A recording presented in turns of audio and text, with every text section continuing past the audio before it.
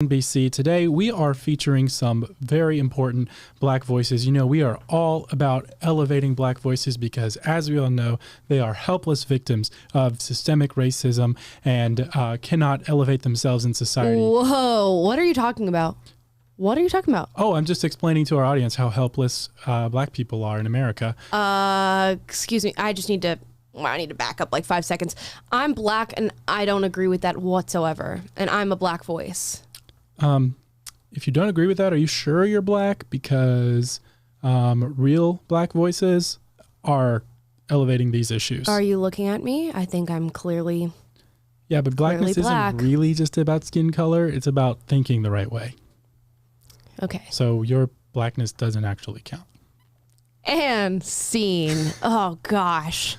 Again, these skits are getting all too real for me, ladies and gentlemen. I'm really putting myself out there. Like, someone can clip that and just make me look like a total terrible person. But then again, that is kind of what we are seeing on MSNBC, as we're about to see. Yes, as we're about to see. Because, Taylor, now if somebody clipped that, it wouldn't make you a terrible person. Now you'd be applauded for saying something like that, as is the case with MSNBC. We had one of their anchors by the name of Tiffany Cross come out and do what I would characterize to be, and what I hope you characterize to be, a very, very racist rant live on air. Without further ado, let's get right into that clip. Okay, Carlos Watson, Sage Steele, Van Jones. What do these three folks have in common? Well, they're all people who have been prompted up by wealthy or powerful white Americans, and yet we, the keepers of the culture, don't really rock with any of them like that. Now, obviously, the three of these folks are most definitely Black faces. However, they are not necessarily Black voices, and there's a difference. Let me explain. Take a listen to these half-witted, self-hating remarks from Sage Steele. Barack Obama chose Black and he's biracial. I'm like, well, congratulations to the president. That's his thing. I think that's fascinating considering his Black dad was nowhere to be found, but his white mom and grandma raised him. But hey, you do you. What? So that is undoubtedly a Black face, whether or not she knows it, but it is most definitely not a Black voice. Yet I'm sure someone is giving themselves a big diversity pat on the back by having that modern day minstrel show, Sage Step and Fetch It, on the airwaves spewing her continued nonsense. Now let's listen to Jeff Bezos's Black friend, Van Jones, after a Donald Trump speech. He became president of the United States in that moment.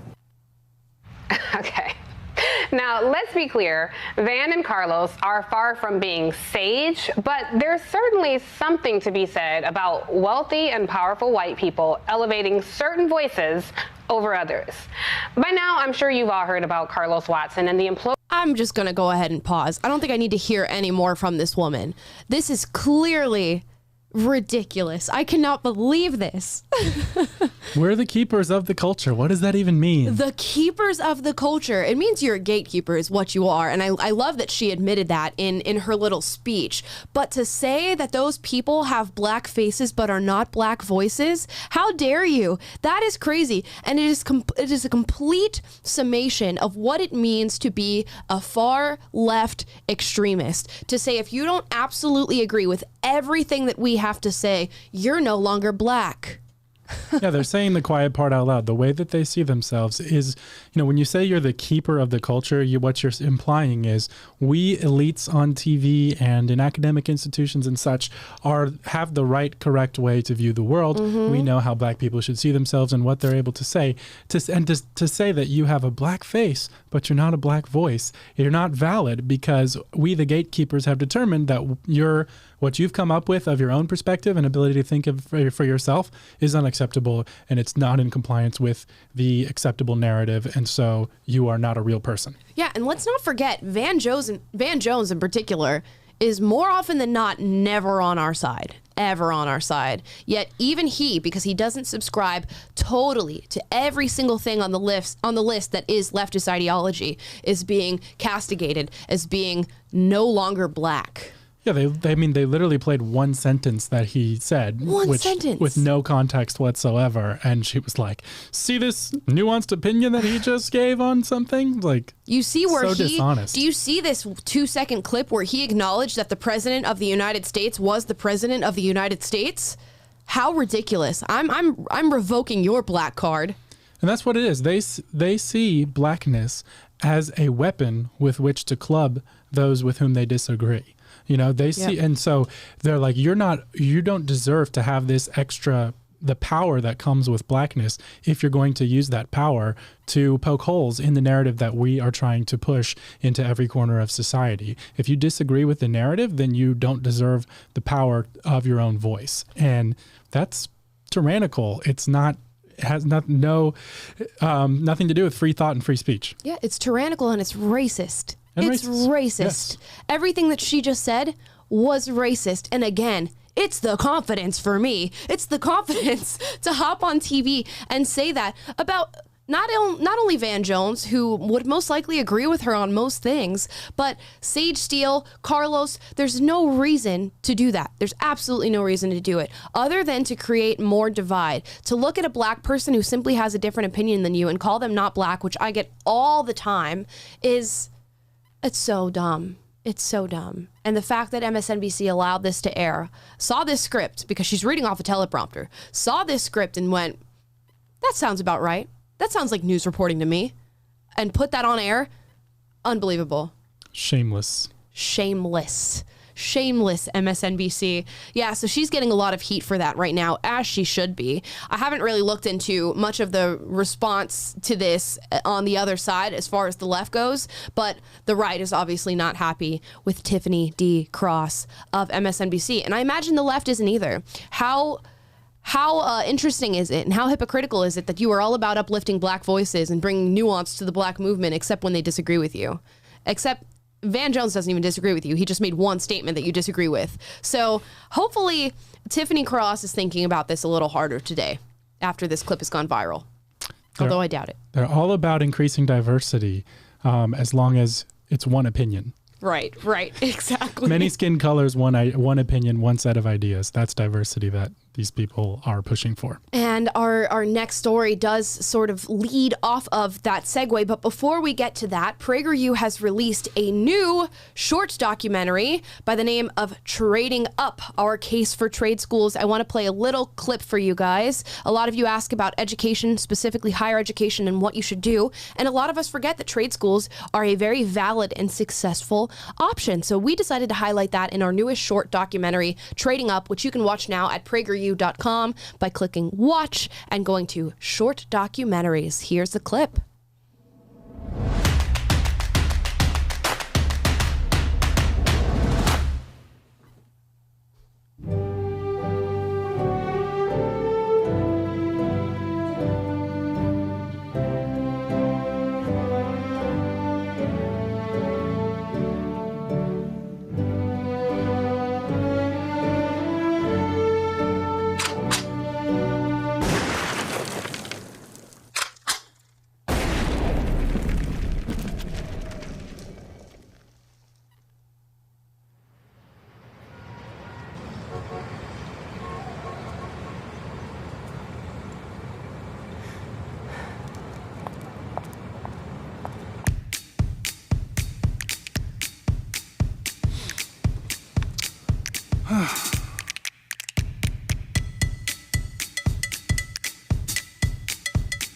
Wow. Magna cum laude. That's great. Thank you. Congrats on your degree. Well done. Congratulations on the college degree. Thanks. I'm sorry. It's a no. You just don't have the skills we're looking for. Sorry. I'm sorry. You need more skills. We can give you a position in the mailroom. You have a bright future ahead. Best of luck to you. Best of luck to you.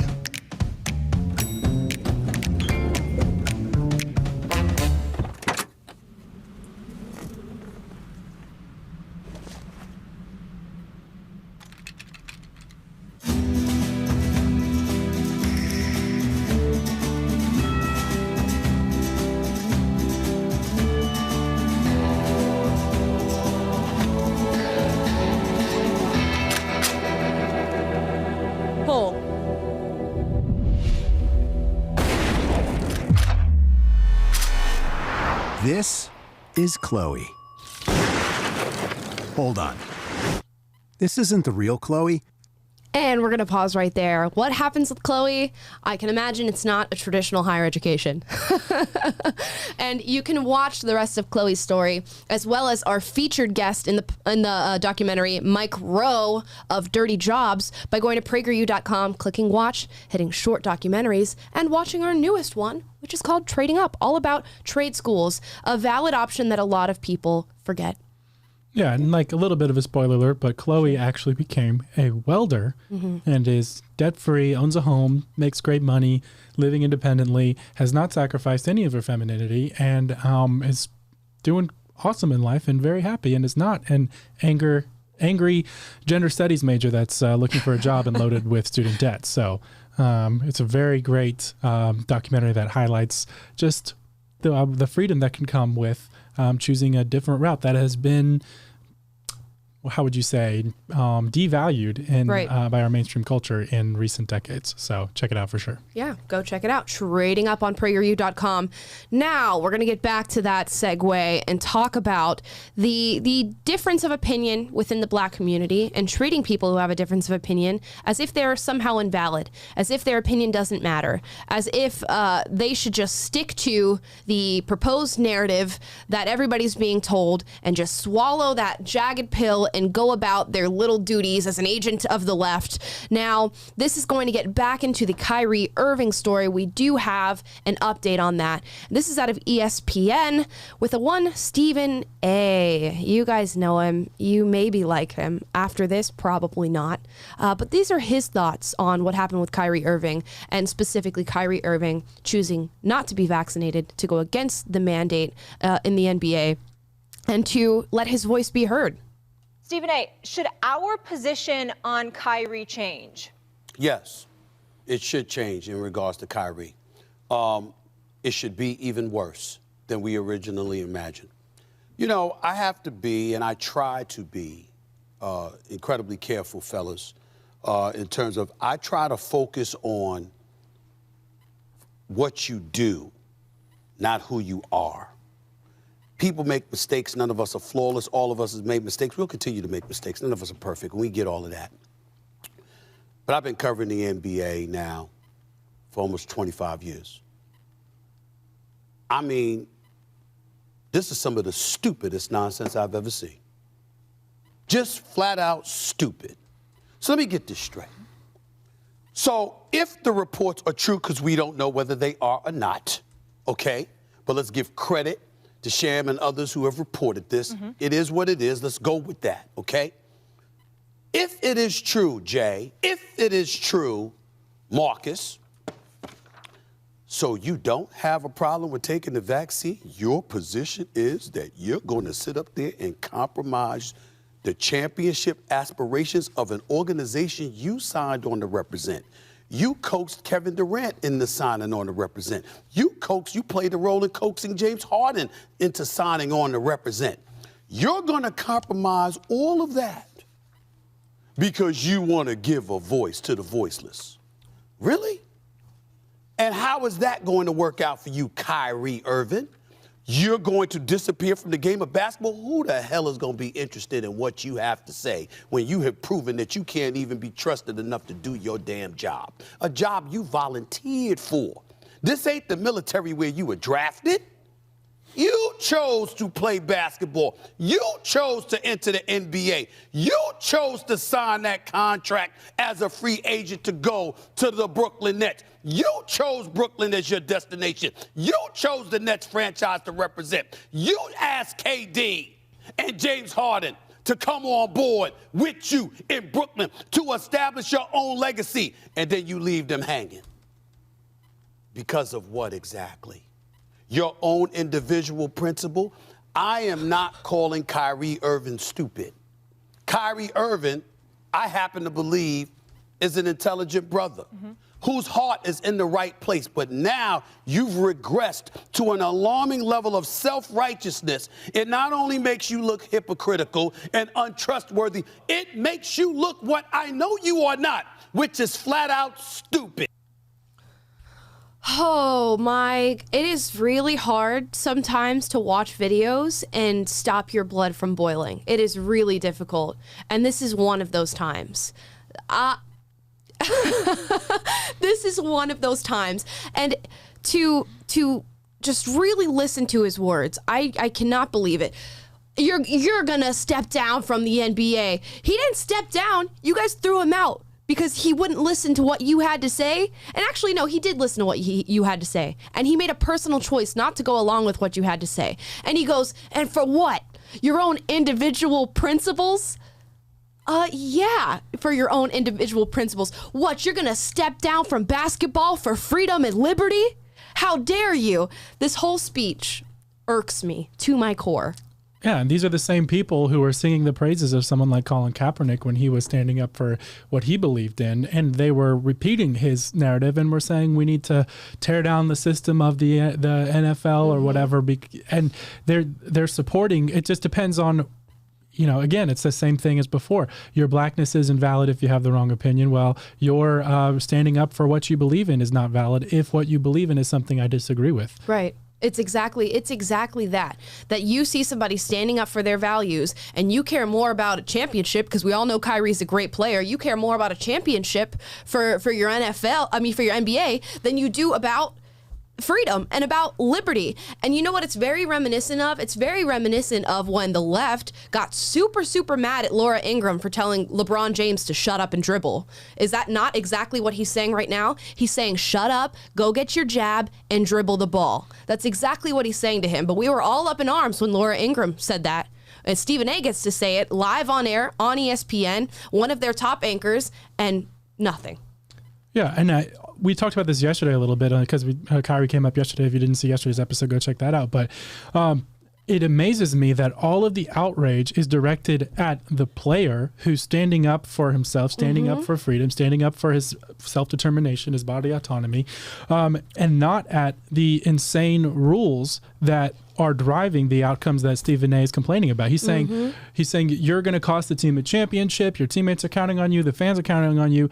Well, why aren't the teammates and the fans and the media up in arms over a rule that is denying him the ability to play, even if he can take? There was a whole season last year in the NBA before there was a vaccine widely available, right. That people were tested daily, and they're still tested, and you can show up to practice confident that you're not infected with COVID, and he's safe. So though they're denying him, they're the ones taking away the Nets' chance at a championship. They're the ones costing the teammates and the fans, the people who are instituting these insane rules. You want to talk about stupid nonsense, Stephen A? The stupidest nonsense I've ever heard? The stupidest nonsense I've ever heard is a perfectly healthy, non-infected player not being able to practice or play basketball when he's posing absolutely no risk to anyone else. And that's an idiotic rule, and our outrage should be directed at the idiots who are putting these rules in place, not at the players who are standing up for their freedom. Freedom is not stupid. There are some things bigger than basketball and way more important than it, and you guys have completely lost the plot on this. And how many times have we heard over? Sorry, Scott's here too, by the way, guys. Scott's here. Just over here in the shadows. But yeah, how many times over the past few years have we heard that this is more than a game as well? And there have been so many instances where these analysts and commentators have come to the support of many different athletes speaking their mind and quote unquote speaking their truth and standing up for social justice and so on and so forth. How is this situation any different in that, if you're looking at it through that lens? Kyrie is standing up for his individual principles as a man himself. And yes, at this point in time, it is far more than a game, and good for Kyrie for going through in this. And I just hope he doesn't bend and break. Right. Stephen A should get the same backlash that Laura Ingraham got for telling LeBron James to shut up and dribble, because that's essentially what he's saying right here. And he goes even further than that. He goes, Kyrie, you're giving a voice to the voiceless. You're not a voice if you don't go and dribble that ball on the basketball course. What voice are you if you're not playing basketball? That's not even essentially, it's exactly what he just said. What sort of voice do you have as a young black male in America if you're not dribbling a basketball? That's exactly what he said. That's probably the worst statement you can make in regard to this. If you want to come after Kyrie for his stance on vaccine mandates and actually attack it maybe from a logical standpoint or try to reason through it, no, he chose not to do that. He chose to instead just attack him for no reason. And no reason. Using military and drafting as an argument is a little obtuse, I feel like. Not everybody that goes into the military is drafted. We haven't had a draft in how long? How long? Yeah, exactly. And actually, the NBA has a draft every single year. Semantics, yes. Yeah, semantics. But, no, very true. But yeah, I just thought that argument didn't hold water. And it stands to, we had Zuby Music on the podcast. A lot of you are fans of Zuby, but we talked about how 20% of the population has extremely strong authoritarian tendencies. And you can spark those tendencies and trigger them, and they will come out. And that's exactly what's coming out in this video right here. It's an authoritarian tendency that you are so angry. He's so livid about the fact that he can't control this man's decision to get vaccinated. He's so angry about it. And he's so angry that it's going to affect his beloved championship that he's thrown out freedom. He's thrown out liberty. He's thrown out personal choice. He doesn't even care about that anymore because his championship is ruined because Kyrie Irving is standing by his own individual principles.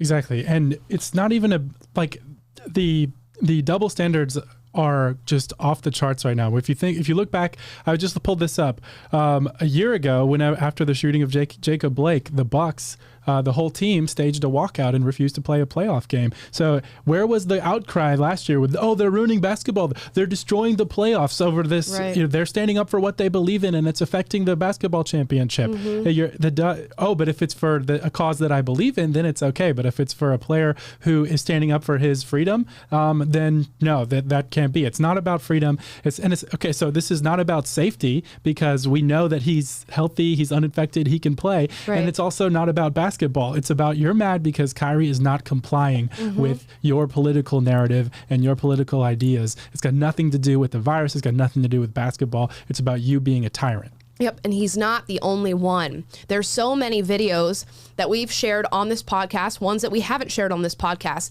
that echo that same sentiment. You remember Arnold saying, screw your freedom, who cares about it? Chris Cuomo and Don Lemon saying, I can't believe people are all up in arms over what? Freedom? I don't even get what you're saying, is what Don Lemon said. And now we have Stephen A. Smith saying, all of this for individual principle? How dare he?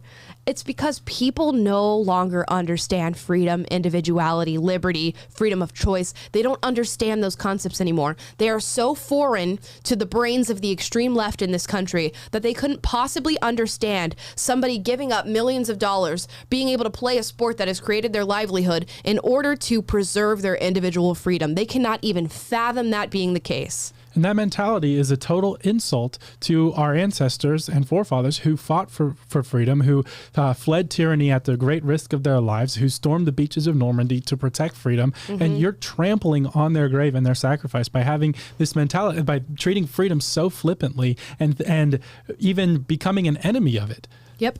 And shout out to Kyrie. Shout out to Kyrie for standing his ground, for not letting this get to him, to not going, I want to play basketball so bad that I'm going to give up my individual choice to and get this vaccine because they want me to, and I want to be able to play. And I'm sure he's heartbroken over this. I'm sure this is probably the hardest time of his life, being stolen away from the sport that he's played his entire life and that has created his fame, his livelihood, his family's success. That's devastating. That's horrible. Yet we're focusing more on the fact that he made this choice, an individual choice, then we're focusing on the fact that people are willing to strip somebody of their livelihood for doing that. And that's super sad that we as a society are more focused on the mandates than we are on the fact that they are destroying people's lives. And if you don't think that this is going to get worse in America, here is a video out of Australia. They have now released their strictest mandate yet, and I will let the Australian government tell you exactly what's happening there. Ask yourself these 3 questions. In my work, do I come into contact with vulnerable people? Is my workplace at a higher risk of infection? Do I work on infrastructure or logistics that are critical to the territory? If your answer is maybe, or I don't know, you need to get the jab. Critically, the direction also applies to industries who directly face customers in circumstances where the worker may not know the vulnerability of the person they are interacting with. So it is simple. If your job includes interacting with members of the public, then you need to get the jab. If you work in hospitality, you need to get the jab. If you work in retail or in a supermarket, you need to get the jab. If you are behind the counter at the bank, if you're a receptionist or positions like that, you need to get the jab. If you are a barber, a hairdresser, a beauty therapist, you need to get the jab. All these workers, and many, many more, directly interact with members of the public. That means you are frontline workers in our economy. That means you must be vaccinated. Of course, there can be exemptions, but these are extremely narrow and must be backed up with medical evidence. Simply not wanting the vaccine is not a reason. Today, we are also announcing the date from which this mandate comes into effect. From Saturday, the 13th of November, if you have not received at least your first dose of a vaccine, you will not be permitted to attend your workplace in that role, and a failure to comply with the direction is a $5,000 fine. That means that workers must have received at least their first dose by Friday, the 12th of November, at the latest. You have 30 days. Whew. There's so much to discuss in here. The semantics of what he says. You notice how when the vaccine stuff first started happening and the mandates were being proposed and all that, we started saying jab because we knew it wasn't going to get us censored if we use that terminology. And now instead of saying you need to get the vaccine, he's saying you need to get the jab. He knows the audience that he's speaking to. And now you're going to get fined $5,000 in Australia if you are not vaccinated. And essentially, what he's trying to say there by listing all those different occupations is saying that everybody has to get it. Everybody has to get it. And he says, unless out of medical necessity, which they are going to be very, very thin with giving those out. So essentially, everybody in Australia has to get vaccinated, or by November 13th, they're getting a $5,000 fine. It's crazy. And he's saying you can't take an exception unless you have medical evidence, completely glossing over the fact that there's no medical basis for a mandate like this. Right. Because we know that the vaccine, there's something called breakthrough infections. If you're vaccinated, you can still catch it and you can still spread it to other people. And also, in a world where the vaccine is available to everybody who wants one, anybody that you come into contact with and could spread the virus to is already vaccinated or has had the opportunity to choose the vaccine. So why is it incumbent on you to protect yourself, which is what the vaccine does? There's no logic or rhyme or reason to this. And so for him to say you must have medical evidence to say no, when the whole the way they're rolling out this mandate, there's no medical evidence to support it. Yeah, no, and we talked about something, again, when Zuby was on the show, called the compliance ladder, and how typically what they're doing in America, at least right now, is giving these slow and subtle asks for the American people. Before they breached the mandate territory, they started saying, well, stay in your house. Okay, well, when you leave your house, wear a mask. Okay, well, when you leave your house, wear a double mask. Also, we just want essential people to leave their houses. Okay, now we have the vaccine. I need you to get your first dose. Okay, now we have the vaccine. I need you to get your second dose. Okay, now we're going to start mandating it. Okay, and that's the compliance ladder. Now, Australia just completely skipped over that compliance ladder. They just threw people straight into tyranny and totalitarianism. And now they're seeing it because they're seeing the uprisings. You've seen the videos coming out of Australia of these massive protests, one in Melbourne that was just insane, and they know that people are not going to go with this. So now they're throwing financial burden into it. $5,000 if you do not get vaccinated. And believe me, it's going to get worse than that. It's going to be just like the businesses in America, like the gyms here in LA and the restaurants that refused to shut down and just kept collecting fine after fine after fine after fine. That's what's going to start happening to people in Australia. Yeah, it's quite terrifying how he ended that entire diatribe with an ultimatum in that way. You've seen leaders of countries do that to other countries who are threatening their own country's freedom. Mm-hmm. But he's doing this to his own citizens. Right. And that is absolutely terrifying. Yeah, I don't know how this ends. As we all know, Australia is a very different country from ours. They do not have a Second Amendment, and many of them don't have guns because they went through this whole gun confiscation / buyback era long before this happened, which seems to be the precedent before tyranny. So it's... I hate to speculate that that's going to happen here at some point, but I think they are much further ahead than us. But we need to look at Australia as an example, as the beacon for where this could go here in America, and we have to start fighting now. The Australians now don't really have the option to fight this other than with their own bodies and being in the streets and actively going against police officers who are macing and beating and choking them for health and safety.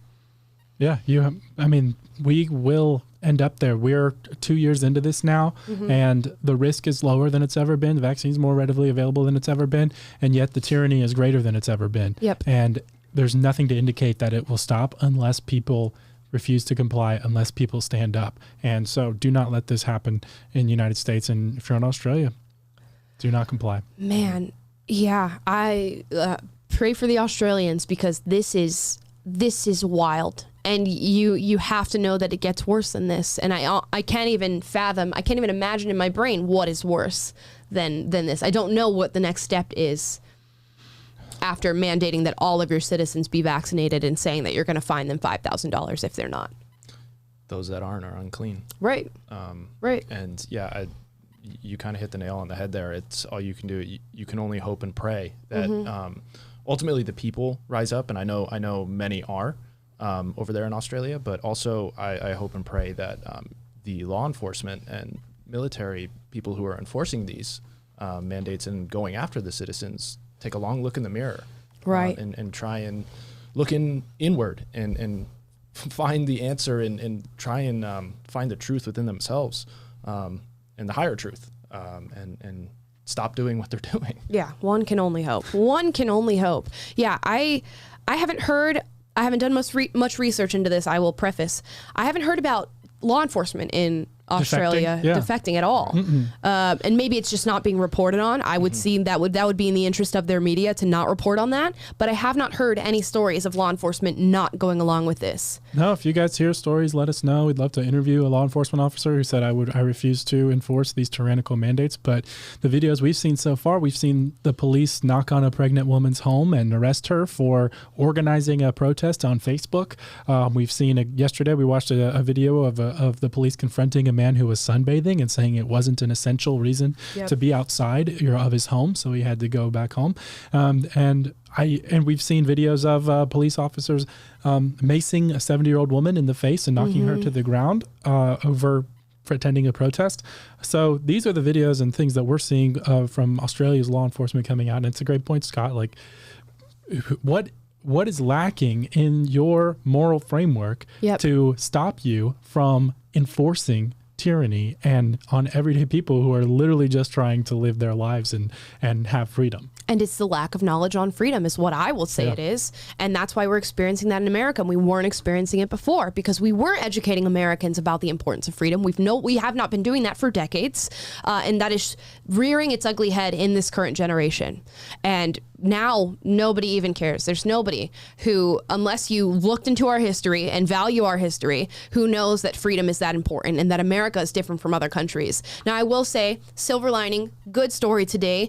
An LA sheriff has come out and said that he will not be mandating his officers to be vaccinated, going against LA policy at the moment and saying he's not going to be doing it. Now, is that going to transfer through when he's asked to enforce that other people get vaccinated? I hope so. And I hope that he carries that same moral compass when people start coming for us, because it's going to happen. It has happened, and we're seeing that now. The groundwork has been laid here. We all know about the vaccine mandates for companies with over 100 people in them. It's going to happen here. The question is, are you going to fight it? And I hope the answer is yes. Yeah, there's some momentum right now with the Southwest pilots and air traffic controllers who supposedly did not do a sick out, but we know basically they did. With Kyrie Irving, with Nicki Minaj, we're seeing people standing up and be part of that momentum. Add to it. Stand up however you can. Now is the time. Yeah, do not let people force you to do anything in this life. It should always be of your own volition and of your own choice. Now, here's another story. We're circling back as a one press secretary would say, to Dave Chappelle. Now, we thought the story ended with the special coming out, all the outrage happened, blah, blah, blah. The news cycle moved on, as it often does. But here's the headline out of LA Times. Trans Netflix employees will stage walkout to protest controversial Chappelle special. So transgender Netflix employees and coworkers will stage a walkout next week protesting the streaming giant's decision to release Dave Chappelle's latest comedy special. Multiple Netflix staffers have confirmed this to the LA Times. Wow, so scary. So spooky. So offended by this comedian's comedy set in which he really didn't say any. I mean, he says something that's offensive to if you are a woke ideologue, but he didn't say anything completely out of bounds. So yeah, so it's going to be 20 members so far of Netflix that Netflix has way more employees than that, but 20 employees are not going to be coming to work that day and striking. Now, they've written, I encourage all members of trans and allies not to work for Netflix that day. As we've discussed through Slack, email, text, and everything in between, our leadership has shown us that they do not uphold the values for which we are held. A Netflix employee posted Monday in a public company Slack channel comprising more than 800 staffers representing gender minorities of all sorts and their allies in a message reviewed by The Times. So essentially, they're just not showing up for work one day, and then they're going to probably be there the next. Back at it.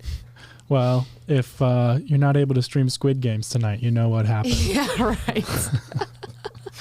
This is the worst day of my life. Yeah, no, I mean... No, honestly, I think that this is going to be it's a drop in the bucket for it. It's more, the LA Times is doing their best to amplify the impact of this walkout, but, what do y'all think is the difference between what these, they're standing up for what they believe in, sure. Yep. But what's the difference between what these guys are doing and what the Southwest pilots did, for example? Right.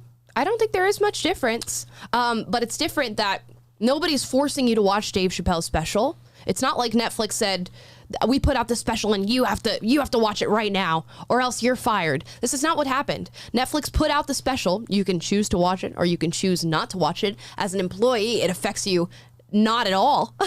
And you can still show up to work today and work on your projects without having to promote, watch, or have any involvement in Dave Chappelle comedy special. But at Southwest, they're saying you're going to get a medical treatment to come and work here or else you're not going to work here anymore. So I think it's very, very different in that sense. It's the same mechanism, but completely different. Same mechanism. Context. Yeah, there's no ask and there's no enforcement on Netflix's side of airing Dave Chappelle's special. There is enforcement and there is an ask with not even an ask, a tell with Southwest Airlines. You have to get vaccinated or you're not going to be able to work here.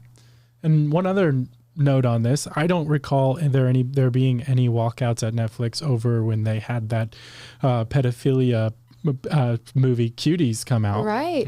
Yeah. It was real quiet from their staff whenever they're publishing that type of stuff. Yeah, I didn't hear a thing, actually, in fact, from Netflix when that happened. And that's far more controversial than anything that Dave Chappelle has said in any special for Netflix. So amazing. Pedophilia, okay. Hurting trans people's feelings, not unacceptable. Got it. Oh, goodness gracious. Speaking of that sort of subject matter and children and sexualization, here's a story out of Loudon County. A county, I think we have never talked about a geographical location more than we have talked about Loudon County on this show. They went through their CRT struggle, their sex education struggle, their gender theory struggle. We showed all these different parents going to Loudon County and giving these fired up speeches, fighting back. And now we have another scandal out of Loudon County School District. This is out of the Daily Wire. Here is the title. Loudon County School tried to conceal sexual assault against daughter in a bathroom, father says. I'm not going to get into too many details here. You can go and read the article where it does go into the details of exactly what happened.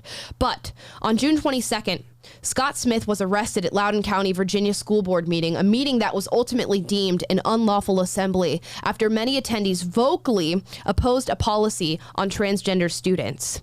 What people did not know is that weeks prior, on May 28th, Smith says a boy allegedly wearing a skirt entered the girls' bathroom at nearby Stonebridge High School, where he sexually assaulted Smith's 9th grade daughter. Now, the juvenile records around this are sealed, and that next paragraph details what exactly happened to this girl. I'm going to skip over that for now. It is disgusting. It is horrifying. I can't imagine being her. I can't imagine being the father with your daughter coming home and saying this happened to me in the school bathroom. But this was all over a policy to have transgender people be able to use the bathroom of their choice. And let's go over the history of this issue, because I feel like it's a little foggy for not only people on the right, but also people on the left.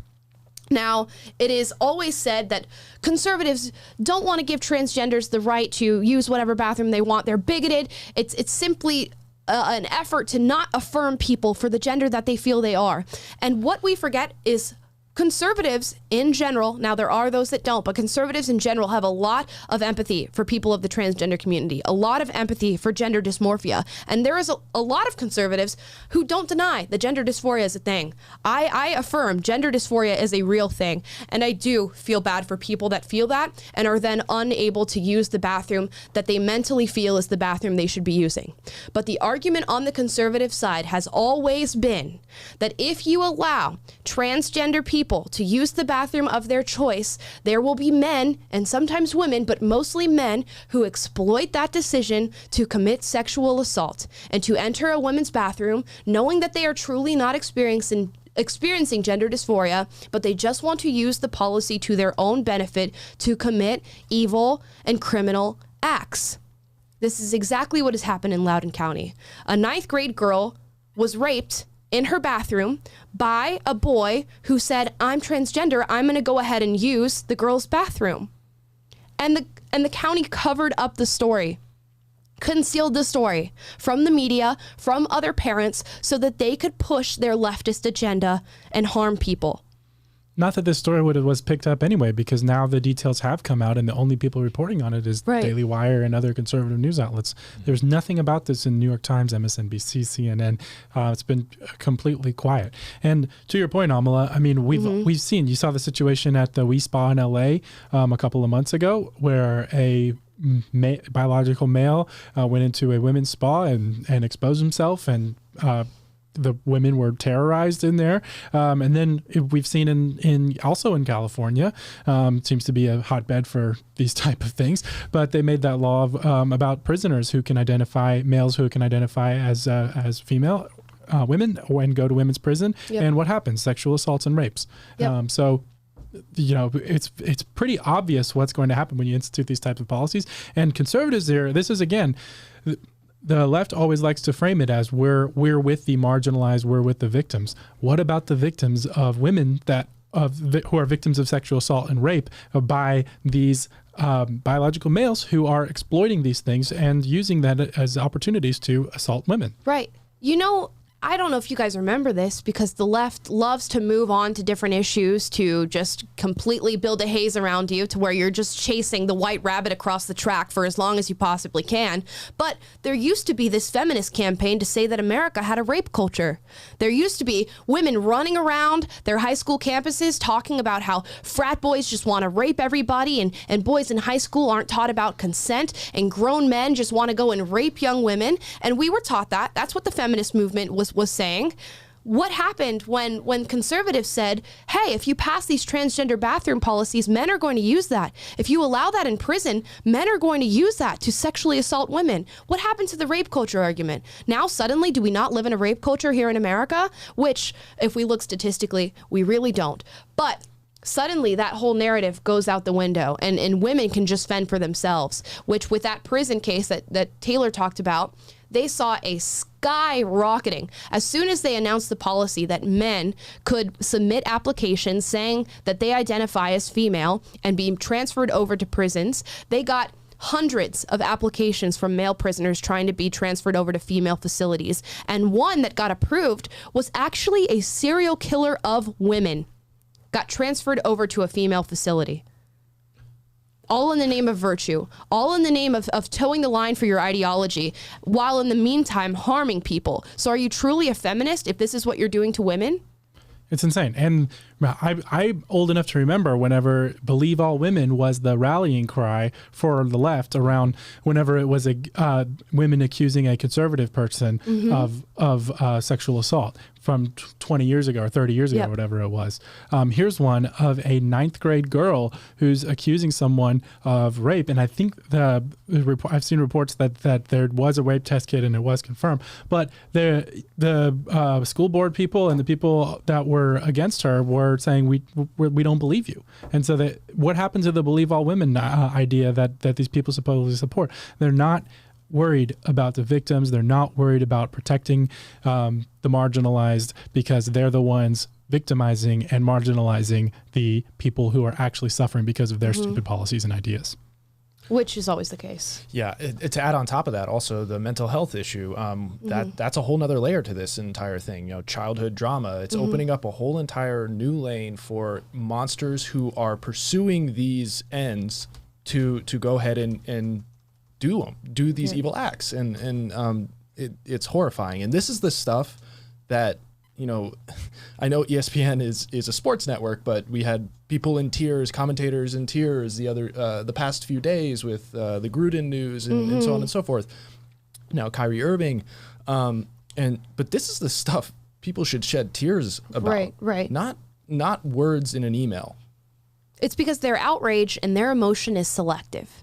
It's selective. They take these stories, and I'm sure they hear about this stuff. I'm sure they hear about the stuff coming out of Loudon County. I'm sure they hear about the people being abused, the storefronts being shoplifted so much that they can't even keep their business open anymore, the people being shot in Chicago. They hear all of these stories. Many of them, it's their job to hear these stories. But what they do is they have their little colander, right?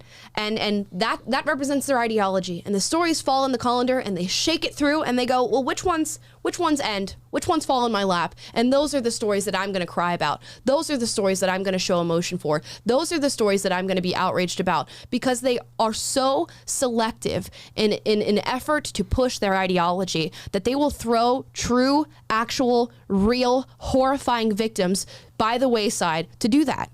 And it's atrocious. It's very, very sad. And that leads us into our next story. Here is the headline out of New York Post. Third world NYC drugstore shelves empty amid shoplifting surge. Let's look at that picture there. Empty shelves. I wonder where all that stuff went. Probably in the pockets of a hoodlum walking into the store and stealing things. The article reads, thanks to a citywide shoplifting tsunami, bare necessities are now rare luxuries on drugstore shelves across New York City. It looks like the third world, bemoaned one Manhattan resident after eyeing the aisles of a CVS on 6th Avenue in Soho desperately low on toothpaste, face wash, and hand sanitizer among the long list of other things. They have all been stolen, a CVS employee told the Post. And why? Because we've essentially decriminalized shoplifting, not just in New York City, but also here in California, specifically in San Francisco.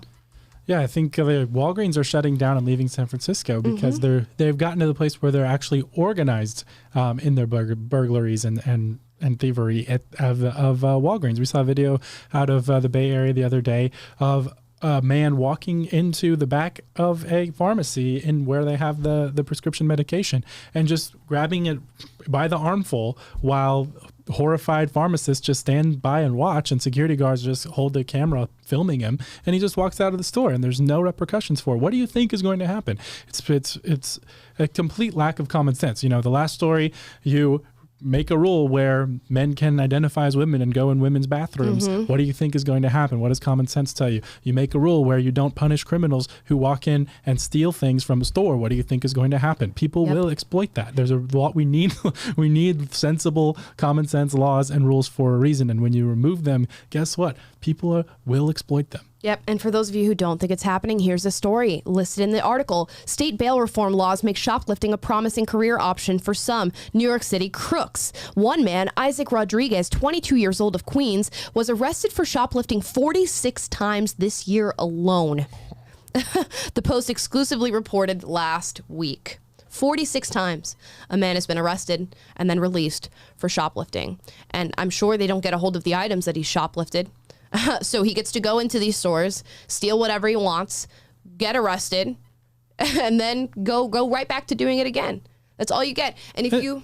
Yeah, well, can you really blame the criminals at this point? Like, obviously, yes, you're responsible for your behavior, but the people truly at fault are the people who capture these criminals, or the people who put in the policies in place that allow these criminals to be captured and then released right back out with nothing but a slap on the wrist. Yes, and it works for all facets of society. Why do you think homelessness is so bad here in California? Because we have made it okay. We have made it permissible. We have not taken care of the issue. Why is shoplifting happening so much in California and in New York City? Because we've made it permissible. We've essentially decriminalized it. And if you go to a store here in LA, for those of you who don't live in California at all, if you go to a store in California, let's just say we go to CVS. Everything is under lock and key. I went to Target the other day just to pick up deodorant, right? So I go there and I'm looking for the deodorant aisle. I find the deodorant I want, can't grab it. It's literally locked onto the case. You cannot grab it. You have to get an employee to come down with a key, unlock it for you, grab what you need, and then you move on to the next thing. They might as well assign an employee to follow you across the store so that you can get all these things unlocked to grab your belongings. Why? Because they've decriminalized shoplifting, and of course people are going to steal anything they can grab. Yeah, that happened at my grocery store too. Like, wine was like, I normally go to this grocery store you pick up your stuff. They had the wine liquor was behind a glass like one day all of a sudden when it never was before. And apparently people are going in there, and like it took me a while to piece it together. I'm like, oh, that's weird. It didn't used to be like this. And now all this stuff's behind glass. And why is it? Because people are stealing. It's become so common in California that you have to take the most basic necessities as deodorant and anchor them to the aisles. It's insane.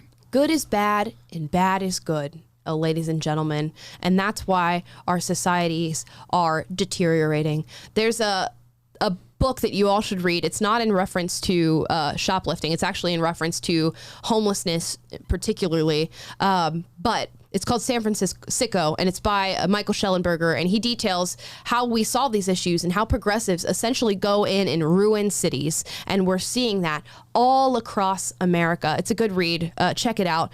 But it's about making things permissible. There are certain cities that are unbelievably clean. There's not a lot of shoplifting. There's not a lot of crime. There's not a lot of drug abuse. People who are mentally ill and that leads them to homelessness are being taken care of and rehabilitated at a rate far higher than anything that is happening here at California, which is basically nothing happening here.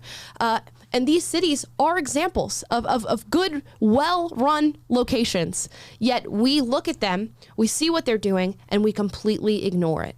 Yeah, if your ideas and your vision do not correspond to reality, then guess what? Dysfunction and destruction is going to follow. Exactly. And we see so many of these policies that start with good intentions, but end up destroying cities, destroying order, causing poverty, causing drug addiction to increase, causing all sorts of negative outcomes, allowing people to be raped in bathrooms. Why? Because you are implementing policies based on a well-intentioned idea that does not work in the real world. It doesn't understand human incentives. Milton Friedman said policy should be judged not by their intentions, but by their results. And so we have to look at the results of policies and then figure out understand a leftist vision does not understand human incentives. They assume people are basically good. And if we just put all these well-intentioned ideas out there and cast this utopian vision that the world's just going to magically turn into this. No, people are not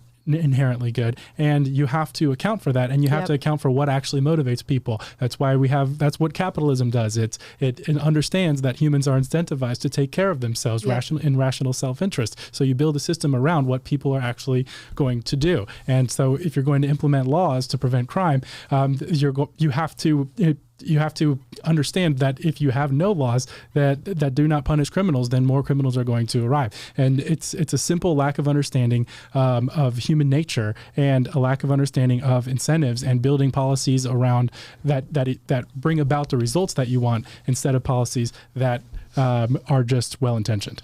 Yeah, and I just don't understand what sort of logic you have to use to go, well, shoplifting is a problem here. Let's just decriminalize it because we have, I don't know, too many people in jail for shoplifting, so let's just decriminalize it. Oh, well, drug abuse is a problem here and it's contributing to homelessness here in California.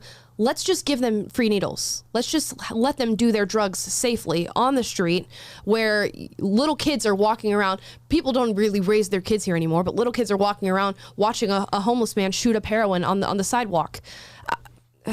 Facilitating is not a solution. No, not even close. But at least they have a clean needle to inject themselves with that's issued by the government. Right. But at least, if we're going to have the problem, instead of fix it, why don't we just make the problem safer for the person perpetuating the problem rather than helping them? And even though we see cities that try to provide help, rehabilitation, mental health treatment to people, and it works, and yet we ignore it. So that's amazing. And if you guys want to learn a little bit more about the issue, not of shoplifting, but homelessness, we did a vlog on it a while back called Government versus Nonprofit. How do we solve homelessness? Ooh, that's a throwback. It is a throwback. I mean, not that bad. It's a couple months ago. But yeah, no, it was one of the first projects that I worked on. Those. Yeah, we do. Good. But it's on this page. Go and watch it and see that there are true solutions to these problems, because a lot of people look at it and go, well, the root of homelessness is home. So just throw affordable housing. Give these people homes and that solves the problem. No, that's not the root problem of homelessness. And we did our research and we looked at actual solutions. And you guys can look at that video again. It's called Government. I'm posting it in the chat right now. Perfect. Taylor's posting it in the chat right now for you guys to look at. But yeah, give that video a watch. Now that we've gotten through all the dreary stories of today. It was a rough stretch today. I'm not going to lie. That was very... I was like, story after story. I'm just like, oh God, I'm beaten down. We try to put a different tone on it on this show and be a little bit more upbeat and give you hope. But that was a rough stretch today. But we're going to end on a high note. We are going to end on a low note for me, a high note for all of you, because through the story of Kyrie Irving, we got started talking about the NBA and NBA teams. And Scott and Taylor are both very well versed in sports. I am not at all. It's really horrific. It's bad. So we're going to play a game called Name That NBA Team. Woo, woo, woo, woo. Now, we did this a couple of weeks ago, and Amala was looking at, and basically what we're going to do is show her the logo of a team in the NBA, and Amala's going to have to tell us what name and what city it is in. And I'm going to be so wrong. We did this a few weeks ago with the NFL, and it was not pretty. So. What did I say? The Washington Walruses? I can't blame you on that one because their name's literally just football team. But okay, so here's the first one. Do we have music on this today? No. Okay. I mean, we're gonna get music for our game segment at some point. No, it's some lighthearted. I will be so entertaining that you won't need it. Yeah. Okay, this is not even fair right out the gate. All I see is a star-like figure and a basketball. Is there anything star-like in the name? Yes, technically. Technically? There's something star-like in this? What's the biggest star you can think of? I just given you clues. Yeah. No. The sunny. The sun. Okay, I'm just gonna name a city, right? Okay. The Boston Sunbirds. Sunbirds. There's no bird on there. Oh my gosh. I know. The Boston Suns. It's the okay. You got the team right on your second guess. It's the Suns, but they're in Phoenix. Boston's not as sunny as Phoenix. That is very true. Boston is not very sunny at all, so I don't know why I went with Boston for that one. Okay, Phoenix Suns. So wait, are we giving you half a point for that? I think I get half a point for that. All right, fine. Even though you gave me, oh gosh, what even is that? What even is that supposed to be? Am I supposed to recognize what this thing is?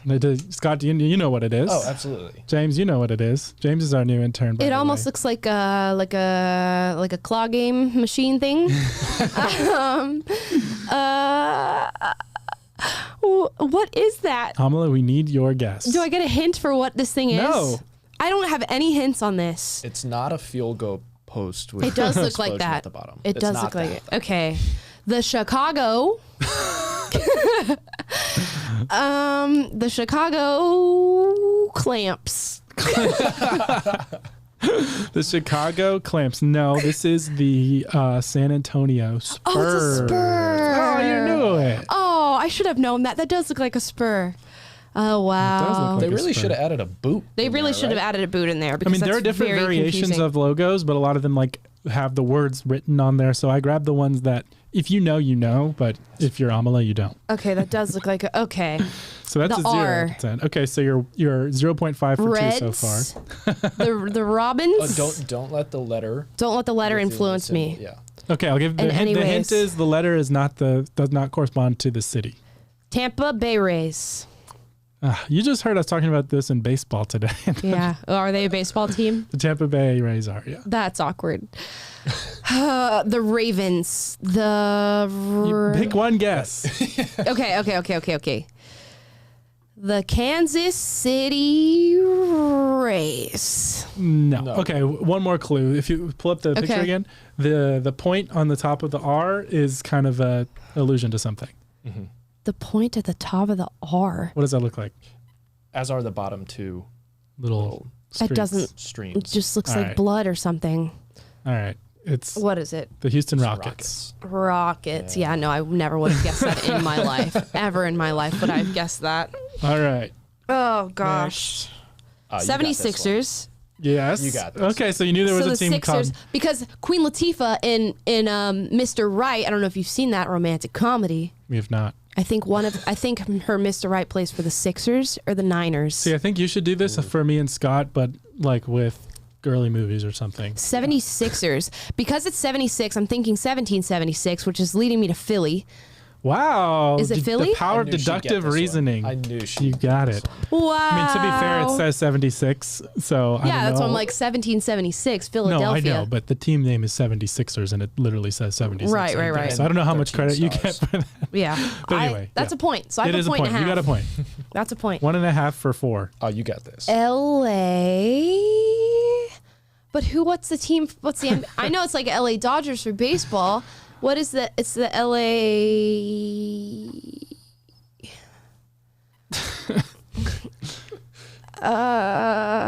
It is kind of a weird It's name. a C. Yeah. There's a C around it, right?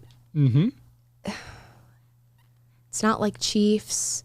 It's not the Cleveland Cavaliers. It's not It's a type of boat, correct, Taylor? Yeah. Correct me if I'm wrong. a boat. Yeah. I mean, technically, yeah. I don't know what types of boats. I don't. The LA Canoes. It's the LA Clippers. Oh, like a the Clipper LA ship. Clippers. Oh yeah, Clippers game. You know, I should have known that. Do you know the other LA team? LA team for what? Basketball. There's another one? Yes. What does it start with? Kobe played for it. Magic played for it. What does it start with? L. Lakers. Yay! Oh my She gosh. got it. Wow, She got this is going far better This than is the painful. NFL ones did. Oh, this is painful. That looks like a hornet. Okay. Is it a hornet? Yes. Oh my gosh. Wow. Double points. We'll give you a whole point for that. And is the H for hornet? Okay. I'm assuming the H. Okay. Hornet. What state has a lot of hornets?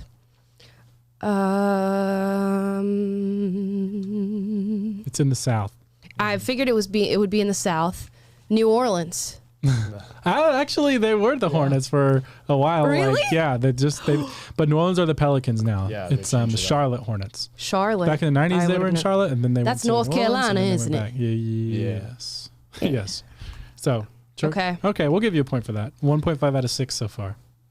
Wait, I got a point for that? That's 2.5 then, because I got Okay, fine. the other one right. That's 2.5. All right, keep me honest. on Okay, that. this one looks like a music note. I don't know if that's a bass note or a clef note. I don't know if that matters. Does that matter at all? It looks like a hockey stick also. I love the commentary. I'm giving you a commentary. It looks like a hockey stick coming out of a basketball or a flag. The colors are not insinuating anything for me whatsoever. Do I get any hints for this? It's the It used to be in New Orleans. It used to be in New Orleans. New Orleans. That's 2 in a row. They used to be in New Orleans, actually. Oh my god! But that's the influence over the name. You were on the right track when you were talking about it looking like a music note. Yeah. Bass. The Baltimore. Out of New Orleans. I don't know. The New Orleans Jazz. Yes. Wait, no, you're kidding me. It's the Jazz is the name You're of the team. kidding You got me. it. Locations off. You've never heard you're of the wrong. basketball team Jazz? No, I've never heard of it. So they're no longer in New Orleans, but that's why the colors are like the Mardi Gras colors. You are kidding me. But, wow. Yeah. I can't believe I it's called the guessed that. Jazz, but they're now, guess what state they're in now? It's the last one you would expect. Last state. Yeah, what is the last South state? Dakota. It's close. North Dakota. Close-ish. I have no idea. Utah. In terms of being obscure, maybe not geographically, but yeah. Okay. Utah Jazz. Yeah, well, just because like Utah has nothing to do with jazz music, but It's kind of like the Lakers are named after the lakes in Minnesota because they used to be up there, and then now they're in LA, and there's not really that many lakes. You could all be making fun of me right now, but I feel extremely accomplished. I think I have 3 points right now, which is more than I thought I was going to have 0. I thought I was going to have negative points. Okay, this is a basketball with a B on it. Is it Boston? No. Is it Baltimore? We've Is it Boise? This one's kind of unfair, but their actual logo you can't. Yeah. Okay. I can't show you because it has the word on it. So Okay. this is an alternate logo. It's Formerly from New it's in Jersey. Brooklyn. Used to be New Jersey, but it's the B's for Brooklyn. The Brooklyn. What happened? The Saints, Brooklyn, I don't think you're gonna get it if you don't know. If it doesn't ring a bell, the Brooklyn Jaguars. the team is the Nets. The Nets. Oh, the Nets. Brooklyn Nets. Used to be Yeah, I New would have Jersey never Nets. known that. I don't know why they don't implement a net Yeah. in this symbol at all. Yeah, you guys are. The next thing I should do is recreate NBA logos. What did somebody say? The Baltimore Criminals. That's messed up. You wrong for that. That you wrong for that. Okay, this next one. Axe. Are those pickaxes? I mean, those are pickaxes. The mountain. We already did Utah. So what is this? The Virginian. That's a state. What event in history brought a lot of people out west quickly? California Gold Rush. I thought you threw her off with that. Well, I mean, what Is it not? It is kind of confusing that it's like you don't Yeah. usually associate this state with the gold rush. Okay. But the name, But the you name would. is- But so the name of the team is associated with the gold rush. It's not the Golden State Warriors, is it? No, that's not a bad guess. No, it's not. Okay.